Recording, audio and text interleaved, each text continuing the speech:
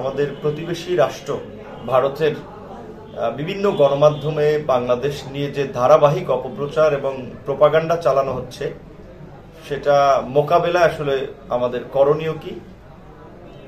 দ্বিতীয়ত, বাংলাদেশের দুটি উপ হাই কমিশন কলকাতা এবং আগরতলায় হামলা সহ বাংলাদেশের পতাকায় আগুন দেওয়া স্পষ্টতই এটি ভারতের পক্ষ থেকে একটি সংঘাতের উস্কানি। এবং এর আগেও আপনারা দেখেছেন যে বাংলাদেশে সংখ্যালঘুদের উপরে নির্যাতন হচ্ছে। এ ধরনের মিথ্যা প্রোপাগান্ডা এবং অপপ্রচার করে বাংলাদেশে একটা সাম্প্রদায়িক দাঙ্গা লাগানোর জন্য ভারতের বিভিন্ন ধরনের তৎপরতা লক্ষ্য করা গেছে। বিশেষ করে বিতর্কিত একজন ধর্মীয় নেতা, ইসকনের নেতা চিন্ময় দাসের গ্রেপ্তারকে কেন্দ্র করে ভারতে বাংলাদেশের চট্টগ্রামের আদালতে একজন আইনজীবীকে হত্যার মতো একটি ঘটনা ঘটেছিল, যেটি একটি হিন্দু মুসলিম দাঙ্গা লাগানোর একটি অপচেষ্টা ছিল। তো এই ভারতীয় গণমাধ্যমে অপপ্রচার, প্রোপাগান্ডা এবং এই সাম্প্রদায়িকতা, যে বিশেষ করে ভারতের উস্কানি, সংঘাত সৃষ্টিতে এবং সাম্প্রদায়িকতা, এই দুটো পরিস্থিতি কিভাবে মোকাবেলা করা যায় সেটা নিয়ে রাজনৈতিক দলগুলোর অভিমত। এবং একই সাথে 5ই অগস্ট, বিশেষ করে 5ই অগস্টের পূর্বে যে ছাত্র এবং বিভিন্ন শ্রেণী পেশার নাগরিকদের সমন্বয়ে যে একটা গণ আন্দোলন গড়ে উঠেছিল, যেই আন্দোলনে ভারতের মদতপুষ্ট ফ্যাসিবাদী শাসক শেখ হাসিনা পালিয়ে যেতে বাধ্য হয়েছিল, এই যে একটা জাতীয় ঐক্য তৈরি হয়েছিল 5ই অগস্টের পূর্বে, সেই জাতীয় ঐক্য পরবর্তী অবাধ, সুষ্ঠু, নিরপেক্ষ নির্বাচন না হওয়া পর্যন্ত এবং বাংলাদেশের ভবিষ্যতের জন্য এই জাতীয় ঐক্যের প্রয়োজন। আমাদের রাজনৈতিক মত পথের পার্থক্য আছে, চিন্তার ভিন্নতা আছে, কিন্তু দেশের স্বাধীনতা, সার্বভৌমত্ব, জনগণের স্বার্থে কিন্তু আমাদের এক অভিন্ন অবস্থান থাকে। তো সেক্ষেত্রে এই যে চলমান পরিস্থিতি এবং আগামীতে এই জাতীয় ঐক্য ধরে রাখা যায় কিভাবে, এই 3টি বিষয়ের উপরে আলোচনা হয়েছে। সেখানে সমস্ত রাজনৈতিক দলে কিন্তু মৌলিক বিষয়ে পরিষ্কার বার্তা দিয়েছে যে বাংলাদেশ একটি স্বাধীন এবং সার্বভৌম রাষ্ট্র। কাজে এই রাষ্ট্রের স্বাধীনতা, সার্বভৌমত্বের উপরে আঘাত আসে এমন প্রশ্নে যে কোনো পরিস্থিতি মোকাবেলায় 18 কোটি মানুষের 36 কোটি হাত একসাথে উপরে উঠবে এবং এই 36 কোটি হাত প্রধান উপদেষ্টার পাশে আছে। দ্বিতীয়ত, যেহেতু আমরা দুটো একেবারেই নিকটবর্তী দুটো রাষ্ট্র, বাংলাদেশের যেমন নিরাপত্তা এবং স্থিতিশীলতার প্রশ্নে ভারতের প্রয়োজন আছে, ভারতেরও কিন্তু তাদের নিরাপত্তা এবং স্থিতিশীলতার প্রশ্নে বাংলাদেশকে প্রয়োজন আছে। বিশেষ করে বাংলাদেশের চেয়ে কিন্তু ভারতের প্রয়োজনীয়তাটা এখানে বেশি, কারণ ভারতের যে প্রতিবেশী অন্যান্য রাষ্ট্রসমূহ তথা দক্ষিণ এশিয়ায় ভারতের কিন্তু একটাও বন্ধু রাষ্ট্র নেই। সবার সাথেই কিন্তু ভারতের একটা বলা চলে বৈরিতা। কারণ ভারতের বিশেষ করে এই আপনার এক যুগের যে এই মোদী সরকারের বা বিজেপির যে উগ্র হিন্দুত্ববাদী শাসন, এই শাসনের ফলে খোদ ভারতেই হচ্ছে আপনার নানান ধরনের দাঙ্গা হাঙ্গামা লেগেই আছে।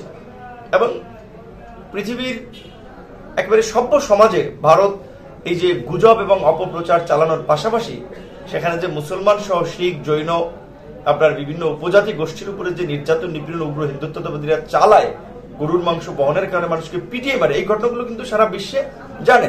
তো এই একটা হচ্ছে ভারতের অভ্যন্তরীণ সংকট, প্লাস হচ্ছে এই যে তাদের উগ্র আচরণ, এইটা প্রতিবেশীদের সাথেও তাদের সুসম্পর্ক নাই, যার ফলে ভারতের বিশেষ করে বাংলাদেশের চেয়ে ভারতের কিন্তু বাংলাদেশকে পাশে রাখাটা ভারতের বেশি প্রয়োজন।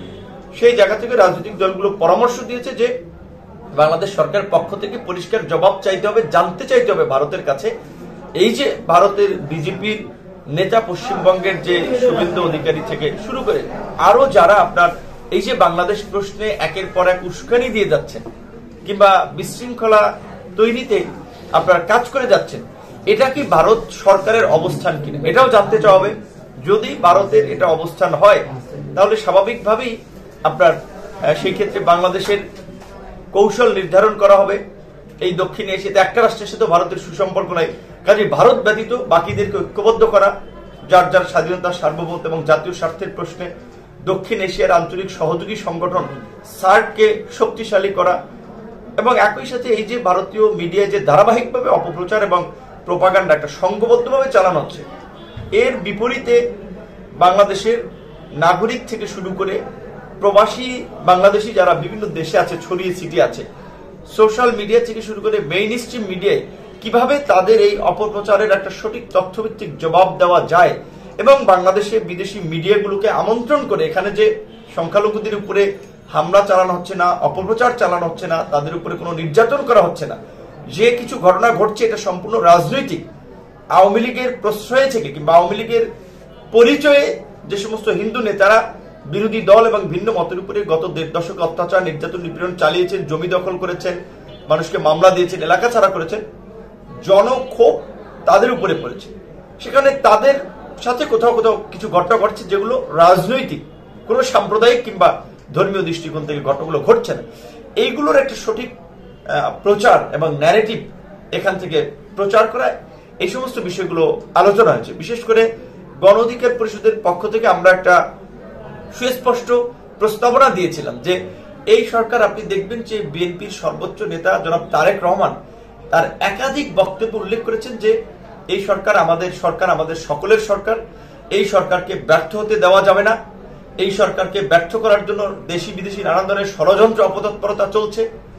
জামাতের আমির থেকে শুরু করে ইসলামী আন্দোলন, বাম ডান সবাই এটা বলছে যে এই সরকারকে সফল হতে হবে, এই সরকার যদি ব্যর্থ হয় দেশের নতুন সংকট তৈরি হবে, যেটা আমাদের জন্য সুখকর হবে না। তাহলে সবাই যদি বলে, ছাত্র নাগরিক জনতা এটা আমাদের সরকার, এই সরকারকে আমরা সফল করতে চাই, তাহলে এই সরকারের বিরুদ্ধে কেন আন্দোলন হবে? এই সরকারের কর্মকাণ্ড নিয়ে কেন সমালোচনা হবে? সমালোচনার জায়গা তৈরি হচ্ছে, আলোচনার জায়গা তৈরি হচ্ছে। সবাই বলছে যে সরকার আমাদের সরকার, কিন্তু সরকার সবাইকে নিয়ে গঠিত হয় নাই, যার ফলে সবার ভয়েস এবং চিন্তা ভাবনাটা এই সরকারের কর্মকাণ্ডে প্রতিফলিত হচ্ছে না। যেই কারণে গণ অধিকার পরিষদের পক্ষ থেকে আমরা প্রস্তাবনা দিয়েছিলাম, এই যে সাময়িক 2-3টি সমস্যা বা সংকট সামনে এসে দাঁড়িয়েছে, এরকমের সংকট সামনে আরো তৈরি হবে, সেটা মোকাবেলায় জাতীয় ঐক্যের পাশাপাশি জাতীয় ঐক্যের একটা সরকার দরকার এবং আগামী 2 বছরের জন্য এই সরকার হতে পারে। এবং এই যে আপনার আওয়ামী লীগ যে আপনার আনসার ভেসে, ইসকন ভেসে, সনাতনী ভেসে এই যে দেশে একটা অস্থিতিশীল এবং অস্থিরতা তৈরি করার চেষ্টা চালাচ্ছে, শ্রমিক ভেসে, তাহলে সকল ধরনের আন্দোলন সংগ্রাম অন্তত আগামী 6 মাস বন্ধ থাকবে। যদি রাজনৈতিক দলের প্রতিনিধিত্ব সরকারে থাকে, যদি একটা জাতীয় সরকার হয়, তাহলে তো আপনার কথা বলার জায়গা সরকারই আছে, আপনার প্রতিনিধিরা আছে, তাহলে কিসের আন্দোলন? সেই কারণে আমরা বলছিলাম যে দেশের স্থিতিশীল পরিস্থিতি ফিরিয়ে আনতে এবং আগামীর সংকট মোকাবেলায় জন আকাঙ্ক্ষার বাংলাদেশ বিনির্মাণ করার জন্য, রাষ্ট্র সংস্কারের জন্য 2 বছরের জন্য জাতীয় সরকার করা, সকল এই রাজনৈতিক দল যারা ফ্যাসিবাদ বিরোধী আন্দোলন সংগ্রামে সক্রিয় ছিল তাদের সমন্বয় সরকার হবে এবং আগামী 6 মাসে সকল ধরনের আন্দোলন সংগ্রাম বন্ধ ঘোষণা করা রাজনৈতিক ঐক্যমতের ভিত্তিতে।